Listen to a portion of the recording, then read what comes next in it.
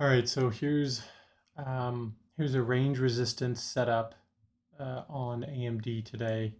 Um, I didn't trade it correctly, but I was reading it well, and so I wanted to break it down here because I feel like I need to go over it. It's a good setup because it combines some of the most important elements, which is a very good higher time frame level and then some good tape action at that key level to give you the sort of battle and the potential change in character and also the potential time to enter and and then it and then I'll zoom out and show you, you know, then if you're correct on catching it correctly, well, how big of a move should you expect?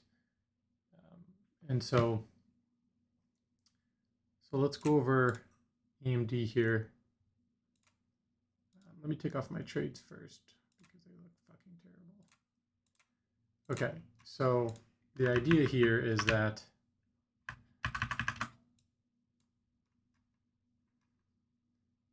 we have um, a daily that has been running up. Now we saw an inside day, a pullback day yesterday, along with all the other markets and stocks for the most part. So we're seeing some type of short-term resistance. Now we have basically three different plays that could happen out of this, right? We have another inside day. Now I'm not saying how that will play out, like where price opens within this day changes sort of the direction throughout the day. But we basically have either an inside day, we have a breakout day, or a continuation of the overall recent trend, even though on a slightly bigger trend, we're still on a slight downtrend. But so we have an inside day, a breakout, or a breakdown. And it doesn't necessarily mean you can't have like right now it looks like we broke down, but then it comes right back up. So it's not like it's always perfect, but it's essentially those three plays here: a range play, a breakout, or a breakdown. And since we've had this recent strong move with volume, these levels are pretty damn fresh. And the idea is to look on the 5 minute and on the 60 minute and find between these 3 days, as well as maybe even here, because we had volume coming down. So if any levels inside here line up, those are the levels that you want to use to then trade around for your idea today. So if you're doing the range trade, look at all these days, zoom out, find the best levels, and then do your range trade around those levels. Or if you're going for a breakout, look at all the levels in here and find the level that you would tell yourself, hey, it's a breakout above this level if it sets up like, et cetera, et cetera. So to me today, I was going for a range resistance. So I was going for another inside day. That's what I was planning on. The markets, SPY, et cetera, they were all sort of opening inside this previous day. So you can see here, price opens right here. And for the most part, the other stocks were opening inside this candle within the day. And so what I was looking for was a slight move up, and then to see some weakness at the top near up here, and then I would short it, right? Now, the other question is, was there a good level up here? This day is obviously really fresh, and so that's a good level, but was there anything more back here to give it even more resistance? And the answer is yes. So if we look at the 5 minute here, we zoom out, and I'll just take off all the lines here, okay? This was the previous breakdown, and it held here at this 141. So you put that there. And the reason why you put that there is because yesterday we had that inside day range here, which was from here to down here, right? Lines with that. Okay. So you had a high and a low, and the high of yesterday is pretty close to that other really good level here. So we're going to say that's a zone here. It really just went up a little bit higher to more like 140.5. So really, yeah, there you go. So you have your inside, you have your move up, you have your inside day, and we can have even a little inflection level here because that's pretty decent, right? So then today, price gaps. It doesn't gap actually. It's still inside yesterday's daily, like I said, and does a rising devil here. Goes straight up at the open in 5 minutes, hits this zone, and then rejects it. And so you got your entry right there. It hits your zone, your level 141. If you go to a 2 minute, you can see even clearer that you get a nice shadow right through 141 and back down. Go to a 1 minute, it does an isolated pivot here. Move up, another move up, high volume, and then a break back down, and boom, right? Okay, so then we look at the tape, and I do jump around a little bit to other stocks, so bear with me here. Let me back up a little bit more. Okay, right here. So here's AMD. It's been 3 minutes, so so I'm watching it go up. You know, I mark that level 141. I look at the level 2 here. I had it closed because I didn't want it to distract me, but I wanted to look at it. And right there, you can see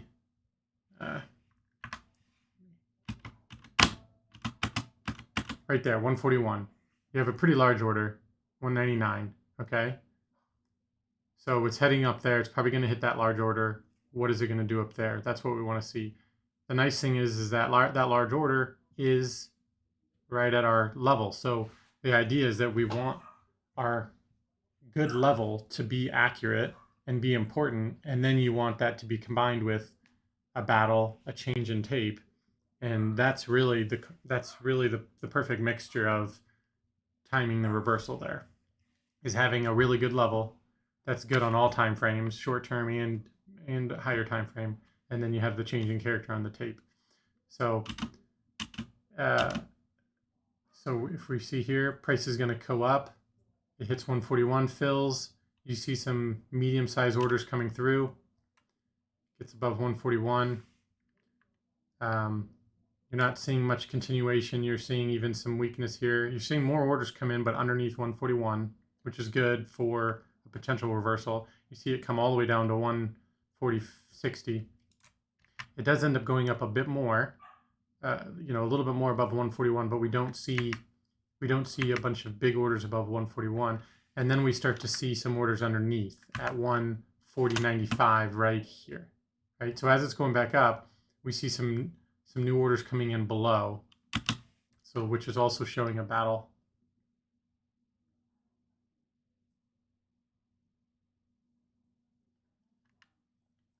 It's really struggling.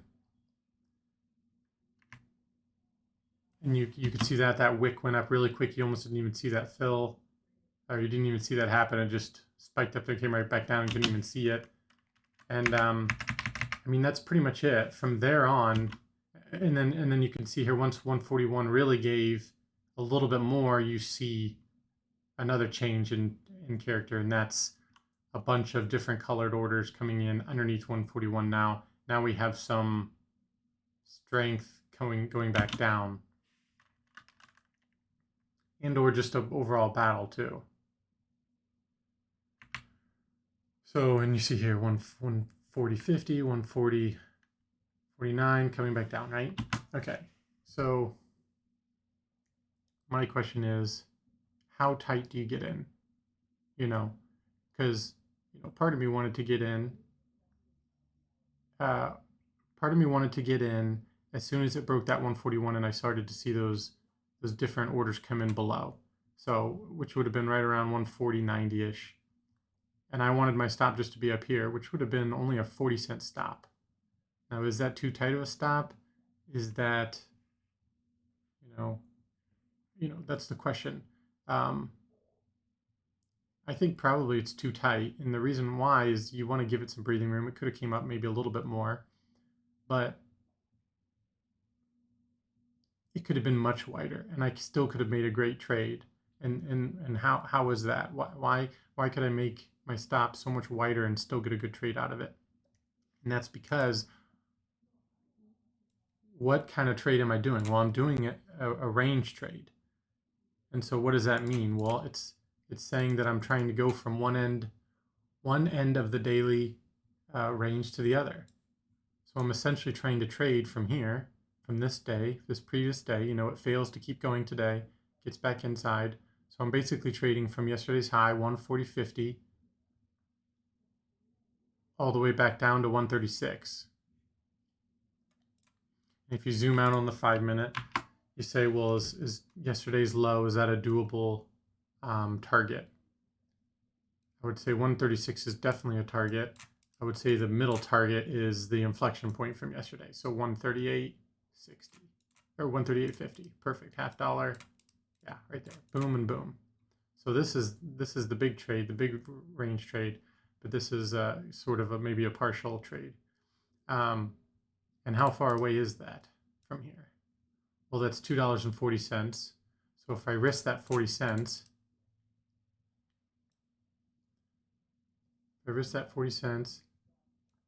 that'd have been like a 5R, you know, risk 4 to 5R, right? So totally worth it. Could have made it much higher. Could have made it, you know, 60, 70 cents, and it still would have been like 3R just to this. We're not even talking to the bottom of the range, which is the whole idea of the trade. Because what I'm saying is it's not a breakout. That's what I'm saying. If it's a breakout, then price isn't going to go much lower. It's going to consolidate, and then it's going to break and go up, which then I'll get stopped out, and that's the risk that we take, right? But if it doesn't do that, what does it do? It has a high R vol. AMD actually started under 1. It was at like 80% and shot up throughout those first 20 minutes, and it's been going up ever since, all the way up to 140. So we have high R vol, fails to break a new high, starts making new lows. The more it goes down, the more it's confirmed that it's going not only to the inflection, but most likely to the other end. I mean, as soon as it fails here, breaks the low of day, and then breaks inflection, and you have high R vol. I mean, there's got to be such a high probability that it is going to make it down to the bottom of yesterday's low. I mean, that just those combinations alone, a 1.4 R vol, a failed to break new high, it's in play, it's moving well, it fails at a key level, fails at yesterday's high, gets back inside of it, barely has moved up that way. So the full ATR is, you have the potential for the full ATR to go the other way.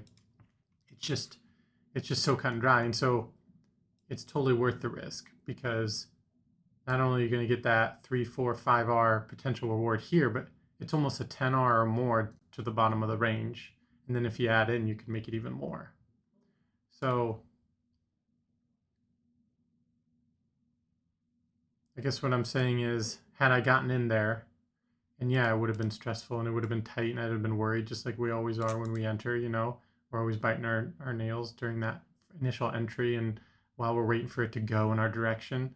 But the further it went in the direction, and the more it hits these confirmation spots that I'm talking about, you know, getting back inside yesterday's high and then breaking low of day today, and then coming to this inflection point of this 138.50 area and then breaking that.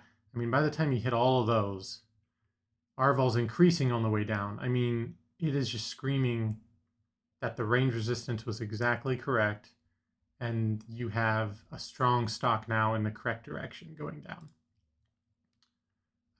I just think if you want to do a range resistance trade, this is an ideal setup for a range resistance trade.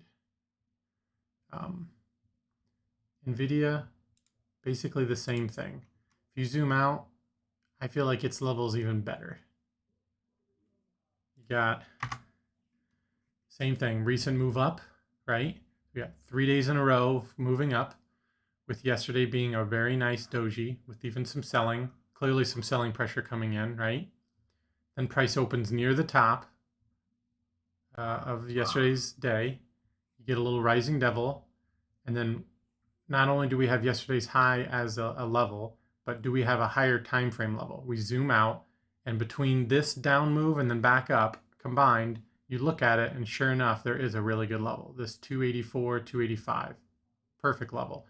Support, support, resistance, resistance, and then again yesterday, resistance. Yeah, it broke through it a little bit, and so we can give it about a half a, maybe about a dollar zone area. 285 to 284 is the area, but this thing is an ATR of 14, so that's a 14 to 1 risk reward, right? Same thing. Rising Devil. I wasn't watching the tape here, but I'm sure there probably was some good price action and tape battle here. You know, you got a good inflection level right around here. Takes a little bit of time and then eventually breaks it. And I mean, actually the inflection was, yeah. So this worked out even better because this broke through yesterday's low. So it broke through the doji and then kept going. So you have what, so the nice thing is that when you get a range resistance, you can also get a very good isolated pivot, which is up move, indecision doji with a new high, and then the third day can't make a new high. You have good RVol. You have a sort of a range resistance setup, which then leads to a breakdown. So then you have a nice, almost reversal type of pattern. And then we did all that at that really good level of 284, 285 here. So this one almost worked out even better, and you can see how strong it went down. NVIDIA 1.2 RVol, I think it was a bit higher earlier. And then the other thing is like you have all of those lining up, super clean and clear. And then do you have clean targets? And you do. I mean, one target was the low of yesterday right here, 276, super clean target. You know, it rejected that really good level, has a lot of RVol most likely. It's moving an ATR, and that's only half an ATR to the bottom of this doji. So it's definitely going there. Where could it also go? Well, it's probably not going to go much lower than 270. That you want to get almost all out at that 270 because that's a full ATR, and that's also a really good level. Psychological 270, super good support here, breaks back through it, holds here, cut and dry. If it gets under 270, we're going to have some more major volume, and we're going to have sort of a flush down, but it's hard to see this going under 270 right now. And then on top of that, you can give it some more confirmation by looking at the markets and saying, okay, what is SPY doing? Like I said, SPY and the markets are doing a similar thing, right? We've had the sell-off, then we had that really big V reversal, and then now we're coming up on some resistance here, right? We had an inside doji. Same thing, it sets up for a rising devil, rises up, hits yesterday's high of the doji. Is that a good level up here other than yesterday's high? Well, I actually don't see a good level there. So that's not as good, so I wouldn't trade that one. But does it hurt or help our NVIDIA and AMD setups? Because those had better levels and better trade setups, in my opinion. So did this hurt or help AMD or NVIDIA? I think it helped. You know, SPY was inside of its doji. So it was going to be a range trade. It wasn't going to have anything crazy going on. It wasn't going to impact AMD or NVIDIA negatively. The only way it would have is if, for some reason, SPY had gotten above yesterday's high, even though this isn't an amazing level, but it still would have looked strong, would have gotten above it, held, and gone. If that would have happened, NVIDIA and AMD probably wouldn't have sold off as well, or maybe even they would have then done that as well. So I guess what I'm saying is, you have these setups that happen a lot. They don't always give you the follow through, but when they do, you have to notice it. And you have to get that, and you have to just see the confirmation over and over throughout the move. And as they're confirmed, you either need to be getting heavier or you need to be holding, because you know we spend so much time figuring out these setups and figuring out the potential. I mean, we always go back and look. Okay, what did this do? In hindsight, oh yeah, in hindsight, this makes sense. It moved an ATR, and then it held at this level, and it broke this level, and it had RVol here. And there's nothing wrong with that, with doing it in hindsight, because really that's the first step, is being able to look at a setup after the fact and being able to break it down from top to bottom, why it worked, how, when, where exactly. The goal is then to eventually transition that to being able to see it ahead of time or seeing it in real time. Because when you can see it in real time, then that's what I'm talking about as confirmations. Okay, this is actually happening. I've seen this before. It's no longer hindsight, it's happening in real time. Or you get even better, you can see some of the stuff ahead of time. So it's almost like chess. You don't want to have a bias, but you want to have a plan. You want to have a plan for all of the different scenarios. And if they work, then you have steps ahead for how you would trade it, right? So if NVIDIA had been a breakout, it most likely would have, maybe it wouldn't have failed that. It would have held it and kept going. And then I would have had a separate plan for that. Or it would have failed here, held here, compressed, made a little triangle, and then broken out, and I would have another plan for that. And while this is moving, say it didn't break down here, say it started to hold and it started to compress here. Well, while it's compressing here, I'm telling myself, okay, range resistance might still work. However, I'm starting to notice that this can also be a breakout. We have a high R-vol, we have it compressing here, we have a full ATR to go in either direction. So you start to plan ahead, like chess. I'm going to start to plan on for a potential breakout or the range resistance like before, depending on what it starts to do here. And say it starts to go up, but then we see some weakness again.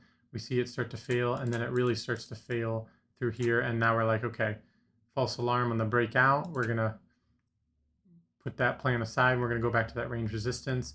And this is now confirming that, and then you stick with that. So, there's not that many trade setups to be had.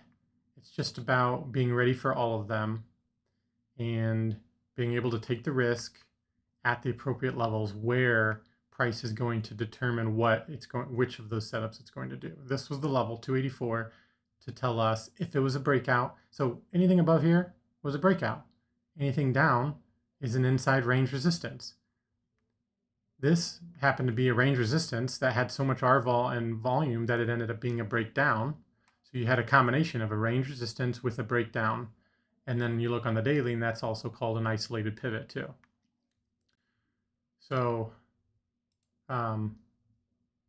it's all the same stuff. There's not that many setups.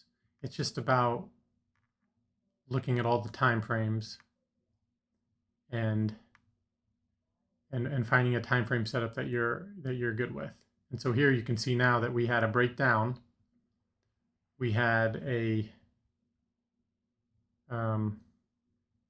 bounce at that good level, and now we're getting some extra volume here. We're getting a continuation breakdown here. So now we might go, we might go down to this 266 area, or I guess, yeah, we got 268 here, and then 266 here.